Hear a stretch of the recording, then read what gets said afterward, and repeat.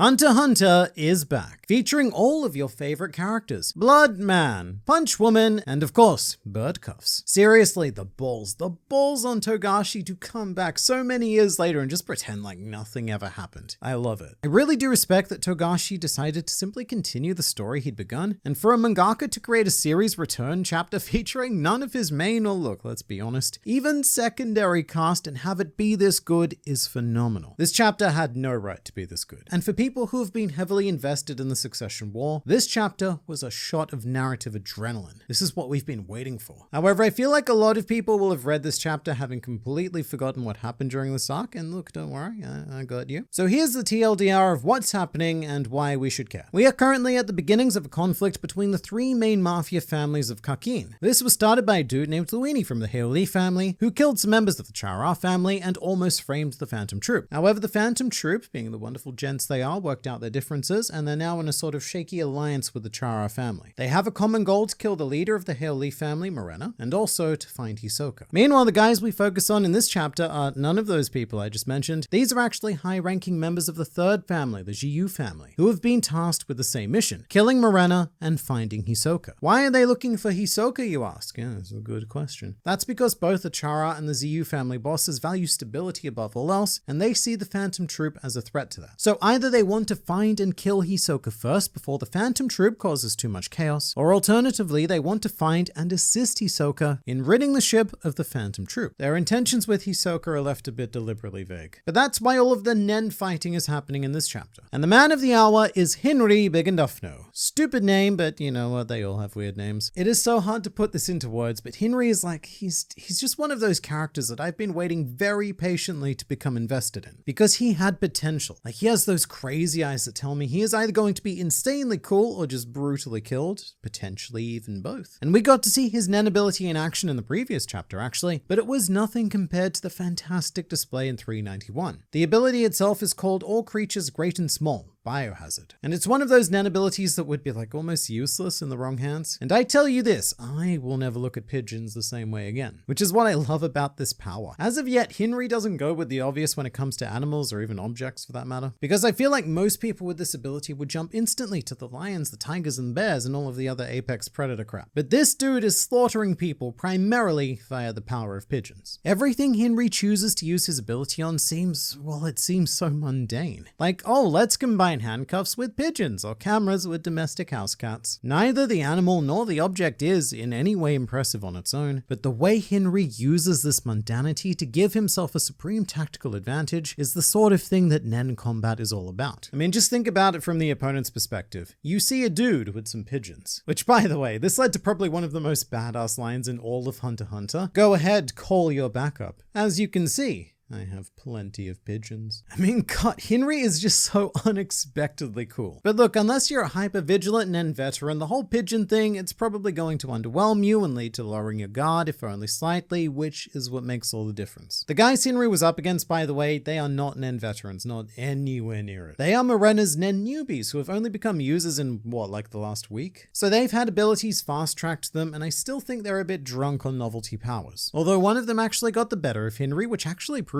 what I was saying about how even slightly letting down your guard makes all the difference. Hinri definitely got a little complacent in this fight. Even as an experienced Nen user, you cannot underestimate any opponent, because you can never fully predict their abilities. Hinri thought that he'd won because the cuffs were on and he paid the price for that, which was quite a substantial wound. And I think it shows that Hinri, whilst very, very clever, is also vulnerable, and when it comes to anyone on Hisoka's level, he's probably gone in an instant. I was actually quite interested by the ability showcased by our whose name I'm just not even going to try to pronounce, because conjuration of an object using your own body is something I'm not entirely sure we've seen before. We've seen enhancement of the body, even to the point where Ramot's feathers became blades purely through the power of enhancement, but this actually shows better than anything how inexperienced this guy was with using Nen. The problem with conjuring an object onto your body is that conjuration is about as far from enhancement on the Nen ring as you can get without being a specialist. So yeah, look, he can turn his body into weapons, cool. But he doesn't have the aptitude to enhance his own body after that, which means it's kind of like the equivalent of, say, like conjuring an aluminium foil shaped axe onto your hands and just going, gah. He doesn't have the oomph to use it properly. It's a really half-assed measure and just an inherently flawed idea. Like, he would be much better off conjuring objects on their own with their own unique properties and maybe splashing in some transmutation. But there's no one there to teach him that. So his life basically amounts as a learning exercise for others. Back to Henry though, look, I don't think this will happen, but I would love to get some insight into his background, because he clearly has origins with animals and nature and is able to wield its peaceful, docile, and fearsome aspects in equal measure. It may also be worth considering that pigeons are a more advanced feint. Make your opponents think, mate, he is so deadly with like the stupid animals, and then the lion gets whipped out of nowhere, unexpected. I hope we continue down the simple path though, because I want to see what other mayhem Henry can cause with these just ridiculously common creatures. To JoJo fans, I'm sure this ability will also provide a bit of a flashback to a certain gold experience, because it is quite similar to that stance function, and that probably shouldn't come as a surprise because a lot of the Succession War abilities are clearly JoJo stand inspired. Something interesting though, I did praise Togashi for continuing exactly where he left off, but it is worth considering that the outline for this chapter was probably already completed several years ago when the hiatus began, as well as maybe 2 to 3 more. That's just how the manga process works. At any moment, most mangaka have stories outlined for the next 3 to 4 chapters. So we might not yet be in a situation where we are seeing post-time skip Togashi in action. So it makes me very keen to see just how the story will shift once we wrap up this Clash mini-arc. Let's talk more generally about Henry's mission of killing Morena though. She has recently been flagged as a much more important character than we may have previously suspected, because she is the sole figure on the cover of Volume 37, which is interesting because Togashi doesn't really put smaller characters on volume covers, especially not as the sole focus. With that said, we're in a bit of a race against time here because there will come a point where killing Morena is absolutely useless. In case you're unaware, her ability is called Contagion, which allows her to infect 22 people, giving them the power to participate in a fun Nen game, where every person they kill is worth 1 level, and every kill of a Nen user is worth 10 levels, but if you kill a Kakin prince, that is worth a whopping 50 levels. And once someone reaches level 100, they become a member 0, which means that they get to infect another 22 people. So it's like a Nen plague and very similar to the Chimera Ant problem. In the same way that the queen dying didn't help once the king was born, Morena dying at this point is theoretically useless because she's already done her part. Actually, that might not be true. Morena herself is a level 45, so maybe if she reaches level 100, then she gets to infect another 22 people. But the bigger problem now is stopping the existing 22 people from each being able to infect 22 more people. Well, I guess we've solved one of them now, and there's one down, just 21 more people. But this chapter also reminded me about one of the things I love most about Hunter x Hunter, which is that we get Henry's inner thought process regarding Morena. He's speculating that, ooh, maybe she's trying to start up another revolution, and maybe this is a training camp. Basically, he's giving her a lot more credit than he should. Because we as readers know that Morena just wants to burn it all, and there's no really sophisticated plans beyond that. And this was actually one of the things that frustrated me most about Hunter x Hunter going through it the first time. The fact that Togashi dedicates so much time to the inner speculation of characters that we know for a fact is flat out narratively wrong. I think many authors would see this as something of a waste of time, because it's not necessarily giving new information to the audience. In fact, in some very poorly written cases, it might make the characters look dumb because they don't know what the audience knows. But that's also what makes Hunter x Hunter feel like a living, breathing world. The fact that every character has their own inner train of logic just chewing away. It's almost like we as readers are involved in more of like a voyeuristic reality show. I also love that scene with people taking selfies on their way to the Dark Continent, and I might be wrong about this, but I think this is the first time we've ever really begun to explore the third tier of the Black Whale 1, which according to the depiction in this chapter appears to be like the upper middle class tier. Tier 2 is where all of the hyper wealthy and celebrities are, and then of course tier 1 is where the king, his queens plural, and the princes reside. Henry does also flag the 4th prince's relationship with the Haoli family. He is theoretically their benefactor, but we also know that Morena has basically abandoned Saraidnik and has usurped the family for her own purposes. But with Saraidnik currently being occupied by that teeny tiny succession war, there's not a whole lot he can do about it right now. Alright, to the other two now, Zakuro and Lynch. The explanation of Zakuro's ability was pretty cool. He's a natural manipulator, and if I understand this correctly, he's constructing a legion of miniature Nen beasts beasts through the standard combination of omission and manipulation, which if you're unaware is basically the magical recipe for nen beasts. And I imagine that this would actually be quite difficult and very aura intensive to do in any other circumstance, hence why you need that added restriction of using Zakuro's own blood. And even then he can only do it for like 30 to 40 minutes. Lynch meanwhile is an emitter who basically has a truth punch ability. She asks people questions and she punches them, with the emitted aura forcing them to give truthful responses, which could lead to quite the dramatic situation. You know, punching someone asking, "Are you Hisoka?" and then just this ominous answer,